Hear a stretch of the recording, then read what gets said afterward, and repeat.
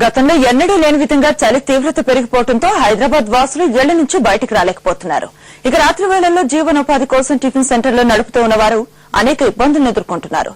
దీనికి సంబంధించిన మరింత సమాచారాన్ని వెంకటరెడ్డిని అడిగి తెలుసుకుందాం. నగరంలో చలి తీవ్రత రోజు రోజు కూడా పెరిగిపోతా ఉంది. పెరిగిన చలి తీవ్రతతో నగరవాసులు అనేకమైన ఇబ్బందులు పడుతున్న పరిస్థితి కూడా నెలకొని ఉన్నది. రాత్రి నుంచి కూడా చలి అనేక రకాలుగా ఇబ్బందులు పడుతున్న పరిస్థితి నెలకొని ఉన్నది.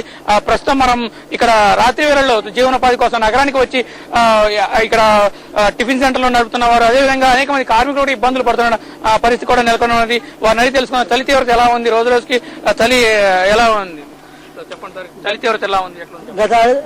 గత ఏడాదితో పోల్చుకుంటే ఈ సంవత్సరం చాలా తీవ్రంగా ఉంది చలి. సరిగా కస్టమర్స్ కూడా సరిగా రావట్లేదు తినడానికి. ఎందుకంటే దూర ప్రాంతాల నుంచి వస్తారు కాబట్టి కస్టమర్స్ కి వీలు పట్టలేదు. బైకుల మీద వస్తారు కాబట్టి చలికి తట్టుకోలేక చాలా మంది రాలేకపోతున్నారు. దాని ద్వారా మా గిరాకీ కూడా డల్ గా ఉంది ఇంతకు ముందుతో పోల్చుకుంటే. అంటే నైట్ టైం లో ఏమైనా ఇబ్బంది అవుతుందా? మీరు ఇక్కడ నైట్ టైం చలి కూడా చేస్తా ఉన్నారు. చాలా ఇబ్బంది అవుతుంది సార్. నైట్ టైం ఇట్లా షటర్లు వేసుకొని చేస్తుంటే ఇది మంట ఎక్కువ ఇట్లా షటర్లు కాలిపోవడం అలా ఇలా జరుగుతుంది.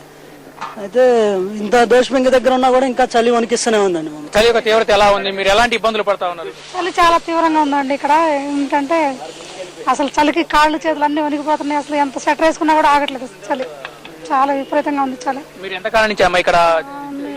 7 సంవత్సరాల నుంచి ఉన్నామండి. అంటే గతంతో పోల్చుకుంటే చలి ఎట్లా ఉంది ఇప్పుడు? చాలా విపరీతంగా, వారం నుంచి బాగా ఎక్కువగా ఉందండి. ఇక్కడ మరికొంతమంది కూడా ఉద్యోగస్తులు ఉన్నారు, వారిని కూడా అది తెలుసుకునే ప్రయత్నం చేద్దాం. అది చలి తీవ్రత ఎలా ఉంది, ఎలాంటి ఇబ్బందులు పడుతున్నారు చెప్పండి. లాస్ట్ 1 వీక్ నుంచి చలి బాగా ఎక్కువగా ఉంది. ఇంతకు ముందు అంత ఏం లేదు, ఇప్పుడు ప్రస్తుతం బాగా.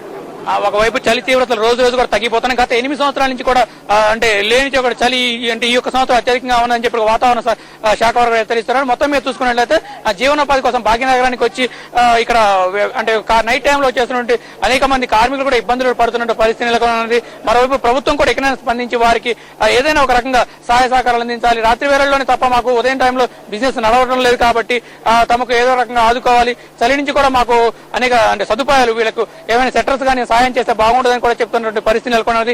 కెమెరా పర్సన్ శ్రీనివాస్తో వెంకటరెడ్డి, ఎన్టీవీ, హైదరాబాద్.